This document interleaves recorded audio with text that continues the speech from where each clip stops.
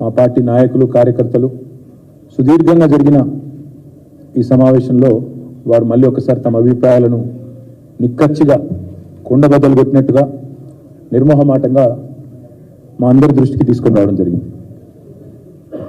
అందరూ అన్నమాట ఏమంటే గ్రామాల్లో అనుకుంటా ఉన్నారు బీఆర్ఎస్ ఓడిపోతుంది అనుకోలేదు, కేసీఆర్ గారు సీఎంగా దిగిపోతారనే మాట అసలు అనుకోలేదు, పోతే గీతే మా ఎమ్మెల్యేగా ఓడిపోతారేమో కానీ కేసీఆర్ గారు ముఖ్యమంత్రిగా ఉండరు అని మేము కలలో కూడా అనుకోలేదు అనే మాట, అయ్యో ఇట్టిట్లు జరిగింది అనే ఒక భావన.